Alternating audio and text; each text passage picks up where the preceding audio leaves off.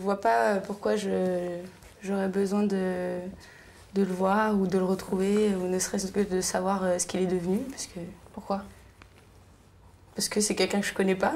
Donc, justement, t'as pas envie de le connaître. Ça m'intéresse pas à la vie des gens que je croise dans la rue, donc pour moi c'est quelqu'un d'inconnu, donc pour moi ça m'intéresse pas en fait. L'inconnu dont parle Josette, 18 ans, et Marie, 20 ans, n'est autre que leur père. Un homme qu'elles n'ont pas revu depuis leur plus jeune âge. Josette avait 3 ans, sa grande sœur 5. Elles n'en ont gardé que très peu de souvenirs et pas des meilleurs. Pourtant, Marie l'aînée vient de prendre la décision de le retrouver après 15 années de silence. Tu penses pas qu'il ait changé? Qu'il ait changé, qu'il boive plus, il a changé... Non, franchement, je vois pas pourquoi il aurait changé, puisque ça fait apparemment 15 ans qu'il n'a pas changé, donc...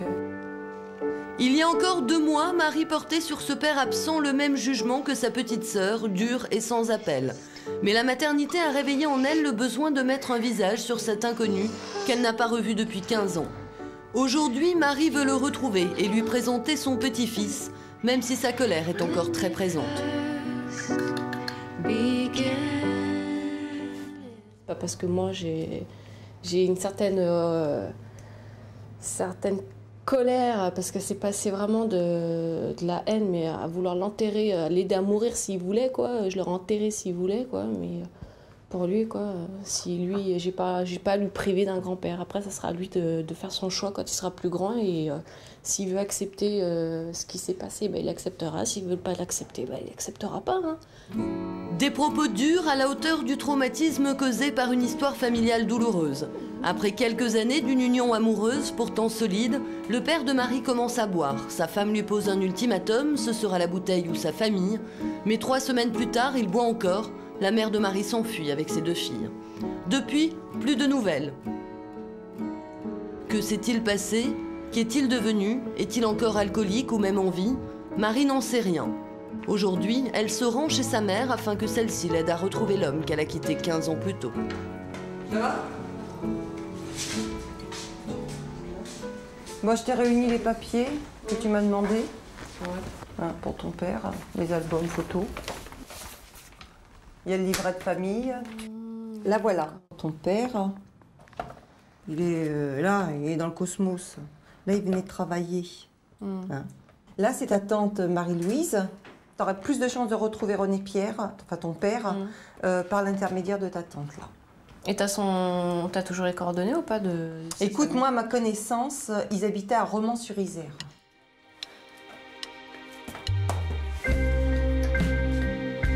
Bon. Tu crois qu'il va réagir comment? Il sera content de venir vous voir et il sera très, très ému. Ça, je pense, la larme aux yeux. Donc le fait s'il boit encore, tu crois qu'il risque d'être ému, être content à revoir sa fille? Même le fait qu'il continue à boire. En sachant qu'il risque d'en prendre plein la tête et devoir donner certaines explications. Je pense qu'il doit quand même regretter de ne pas vous voir. Bon, s'il a continué à boire et qu'il a sombré dans l'alcool, il ne voulait peut-être pas vous donner une mauvaise image de lui. Il vous aimait plus que tout au monde. Il s'est toujours occupé correctement de vous quand vous étiez petite. Et il a toujours travaillé. Parce que je peux te dire une chose, s'il n'y avait pas eu ce problème d'alcool, je serais peut-être encore avec. Ouais. Sonnée par la franchise inattendue de ses confidences, Marie repart plus riche de ce portrait brossé par sa mère, celui d'un homme gentil, aimant sa famille, mais prisonnier de l'alcool. À partir du moment où c'était, peut-être est encore un alcoolique, peut-être qu'il mène tout simplement la vie d'un alcoolique, c'est-à-dire passer son temps au bar, ne pas travailler, les seuls amis qu'il a, c'est les amis du bar. J'imagine, je ne sais pas comment trop l'imaginer sa vie.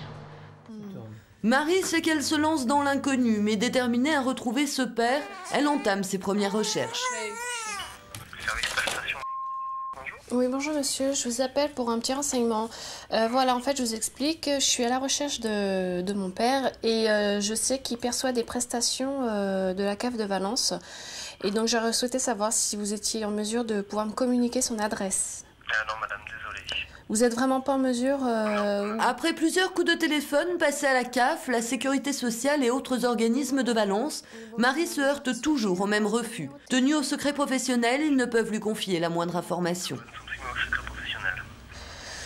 Bon, bah... c'est vraiment pas possible, donc alors... Pas du tout, madame. Bon, bah d'accord.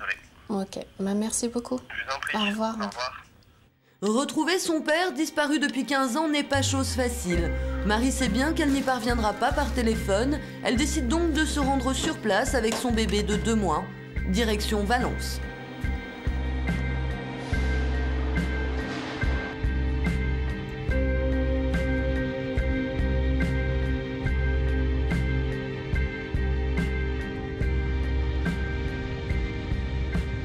Le plus beau scénario pourrait être déjà qu'il soit drôlement étonné, on va dire, et encore plus étonné de me voir tenir le petit dans les bras, quoi. Donc je pense que ça signifiera beaucoup, hein. Je pense que j'aurais pas besoin de parler pour lui faire comprendre que il y a un morceau de lui indirectement, quoi. Donc bon. Maintenant, la pire scène que je pourrais avoir, c'est qu'il m'ouvre la porte avec sa bouteille à la main, quoi. Ça, oui, ça pourrait être sûrement pas une satisfaction, quoi. Parce que si c'est le cas, je repars directement, quoi. Mesdames, messieurs, dans quelques instants, notre TGV arrivera en gare de Valence. Prochain arrêt du TGV Valence. Sur les conseils de sa mère, Marie décide de commencer ses recherches à la mairie de Romans-sur-Isère, à 20 km de Valence. Selon ses informations, son père y aurait séjourné il y a une dizaine d'années. J'aurais voulu en fait savoir à qui j'aurais pu m'adresser pour obtenir des renseignements concernant mon père, que j'ai pas vu depuis une quinzaine d'années en fait, et j'aurais souhaité essayer de le retrouver. Quel genre de renseignements vous voulez savoir? Son adresse. Ah, ses coordonnées? Ouais. Je vais vous envoyer au service élection. On va voir si on peut vous rendre service.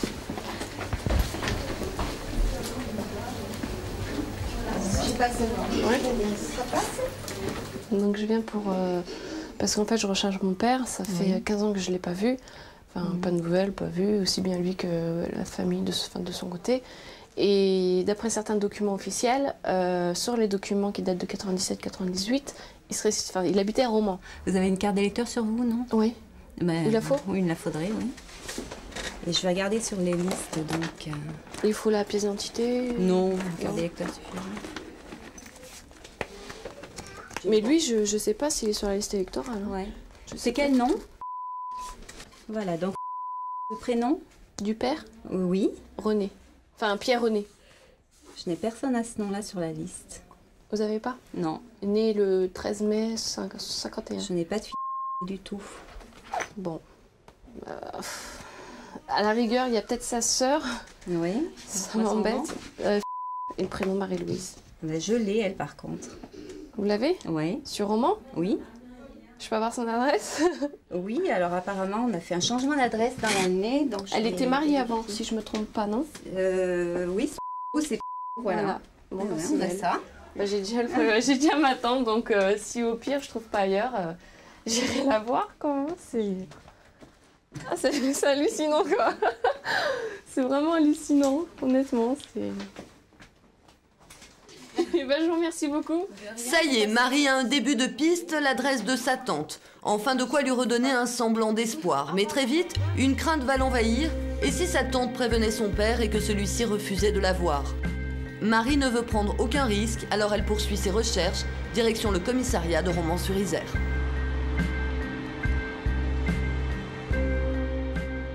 Bonjour. J'aurais voulu avoir un petit renseignement. Donc en fait, je recherche mon père et j'aimerais savoir si vous auriez pu me renseigner. Donc j'aimerais savoir s'il n'y avait pas une personne, je ne sais pas, dans vos fichiers. D'accord. Je vais chercher. Voilà. Ok, merci.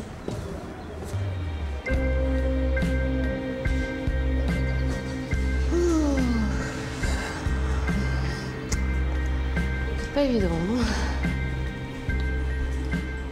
Oui, madame, vous venez? D'accord.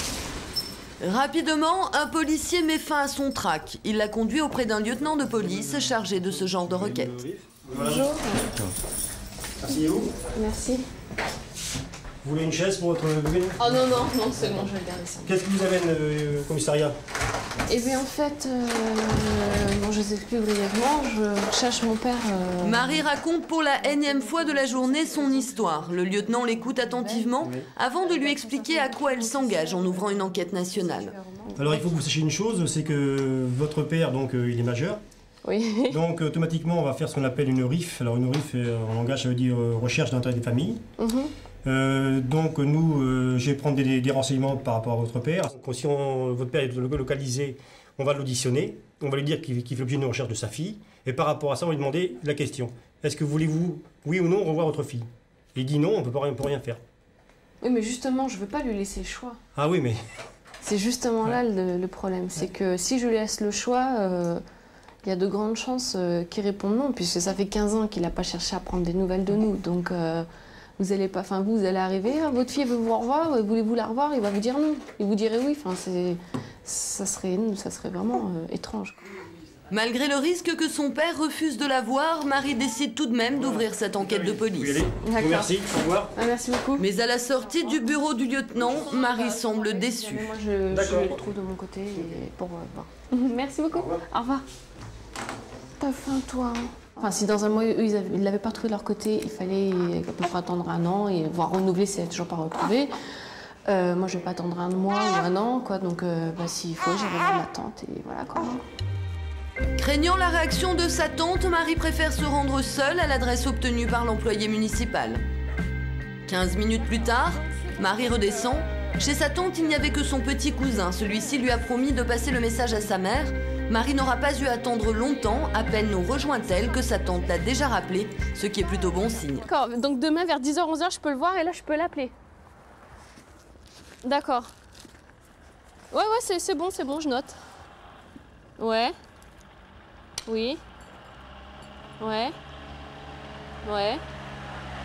D'accord. D'accord, ok. J'appelle maintenant. Hein. Merci, au revoir. Alors c'est encore... ça va encore plus loin que ce que je pensais parce que c'est ma tante qui me rappelait de nouveau parce qu'elle l'a appelé. Je fais beaucoup de répétitions avec parce que mais c'est pas de ma faute.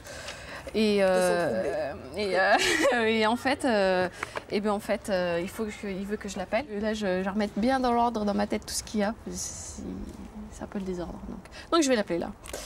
Je l'appelle tout de suite. Dans quelques secondes, Marie et son père vont enfin mettre un terme à 15 longues années de silence. Non, bon. Je sais pas comment je vais réagir, ça va être... Oh là là là là, c'est horrible.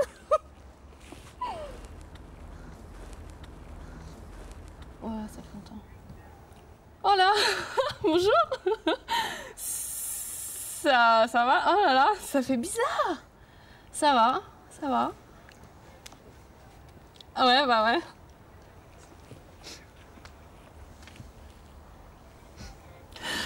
Ouais. Ah ouais, c'est génial. Ouais, c'est le problème.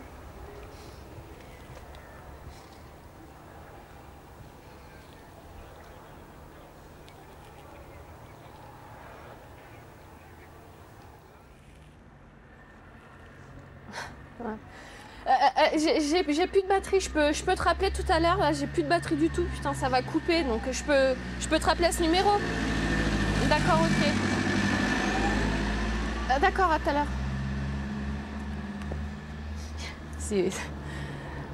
Il m'a dit qu'il buvait plus, qu'il fumait plus, mais il boit encore. Parce qu'il n'y avait pas une voix très sobre au téléphone. C'est pas possible, quoi.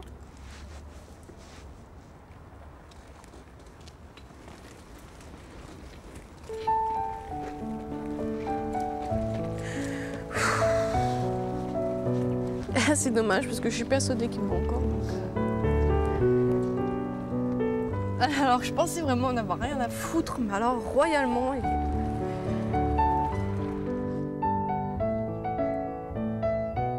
Débordée par une si forte émotion, Marie s'est réfugiée au calme avec son petit dans sa chambre d'hôtel. Apaisée, elle rappelle son père pour lui fixer un rendez-vous le lendemain matin. Cette fois, Marie met le haut-parleur. Elle veut notre avis sur la voix de son père dont elle est persuadée qu'elle est celle d'un homme qui boit encore. Oui, c'est Marie. Bah ça va. Bah j'ai pas compris. Bah ouais, là je suis sur Valence, ouais. Ouais. Ça te fait quoi de savoir que je reprends des nouvelles quand même, que je reprends contact? Et pourquoi?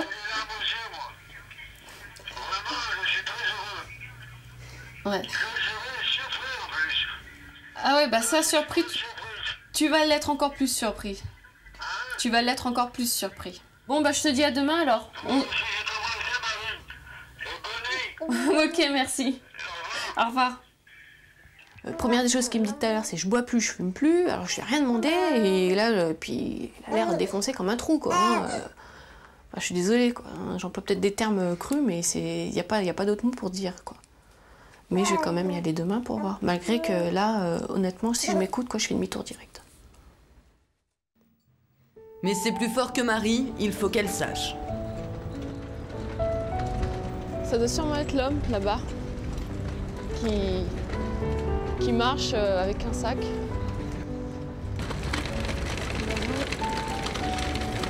Ce que je vais lui dire, ouais, bah je suis sa fille. Et après on verra. Si c'est lui, c'est sûr. C'est sûr et certain.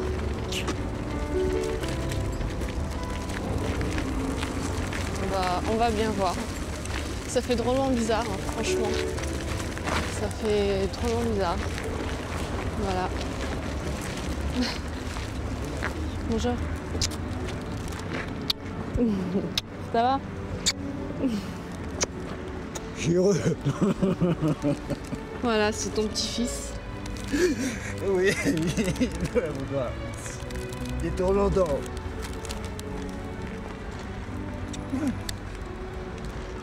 Oh là là. Quelle joie. Ben, il a mondé en plus. Ça c'est un nez de famille, ça, il a mondé en plus. Je suis gâté. Il a 2 mois. Eh ben, je suis enchanté, je suis gâté, je suis grand-père maintenant. Ben ouais. Ah ouais, ben, c'est très bien. Ben, ça c'est très bien ça. Ah ouais. Ah j'ai vieilli alors. Ouais. Par rapport aux photos, ouais. Ah ouais. Ouais, par rapport aux photos, oui. J'ai vieilli alors. Ouais. Ah bah ça, qu'est-ce que tu me racontes de beau, Marie? Non, bah ça va, hein. Ça va? Ouais, ça va. J'ai eu mon petit bout. Face à ce père étranger, mais tellement ému, Marie n'est pas à l'aise. Elle semble tout faire pour se contenir. Le dialogue est difficile, mais comment parler à un père dont la relation est marquée par des années de manque et de souffrance? Je suis heureux et gâté en même temps. Et grand-père en plus, j'y pensais plus. Oui, j'y pensais plus parce que ça fait des années maintenant que ça me travaille. J'en parlais souvent à mes soeurs, j'en parlais souvent à mes meilleurs copains. J'avais des larmes aux yeux, on me disait mais ça va venir, mais ça va venir, ça met déjà combien d'années? Je me suis dit, ça fait combien d'années que je suis comme ça? Alors je me détruisais dans l'alcool pour essayer d'oublier. Après, un jour, je réalisais, je dis, mais non, là, si je fais comme ça, je perds toute ma famille définitivement. Alors j'ai arrêté complètement l'alcool et la cigarette. Pour être honnête, tu buvais encore, je partais direct. Ah non, je dois. Après 15 ans d'absence, les mots sont souvent maladroits. Immédiatement, Pierre-René lui dit qu'il regrette, qu'il ne boit plus depuis 4 ans, ce qui est vrai. Marie mesure alors combien le départ de sa mère, il y a 15 ans, a plongé cet homme dans un profond désespoir. Sans qu'elle n'ait à poser la moindre question, il se lance dans le terrible récit de sa descente aux enfers. J'ai souffert, j'ai aussi dormi dehors aussi, Tout ça, c'est pas ma faute, hein.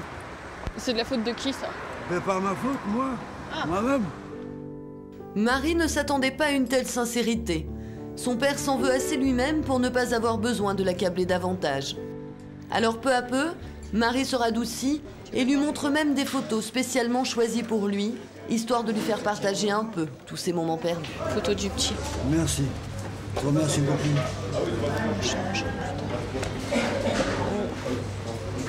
Un beau cadeau, je le garde. J'ai retrouvé mon petit-fils. Je vais le prendre. Bien avec son grand-père ici. Viens ici.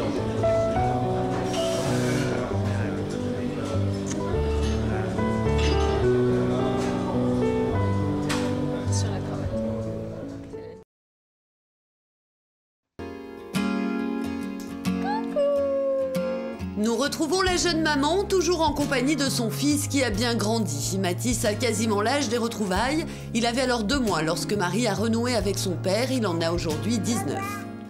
Va appeler ton grand-père. Allez.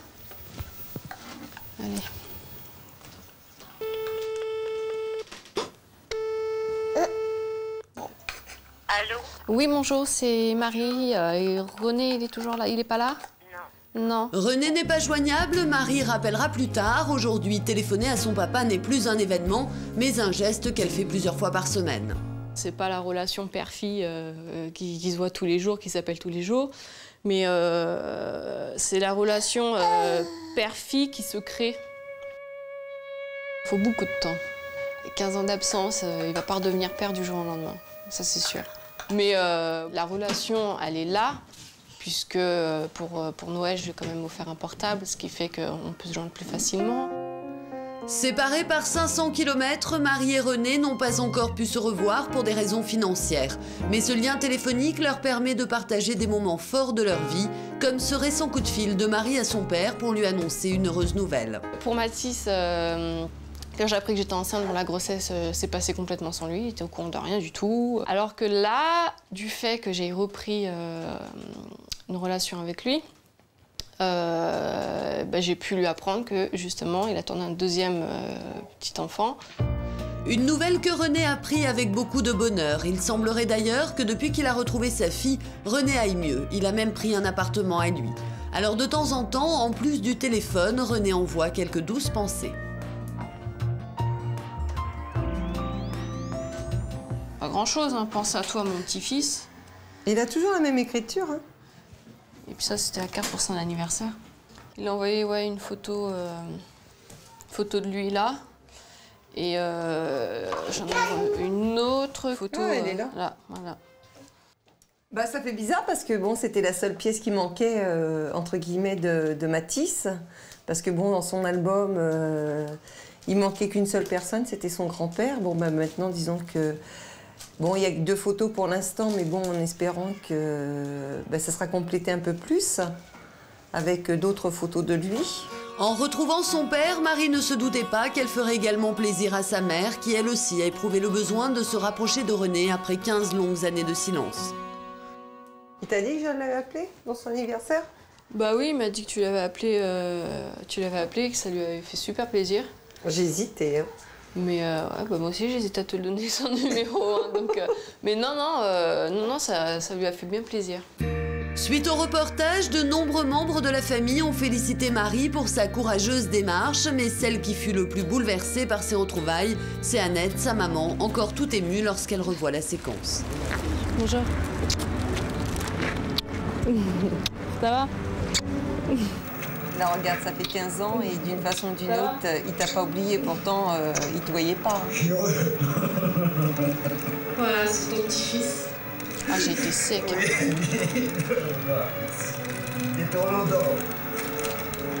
Ah, j'ai été sèche. Bien avec son grand-père ici.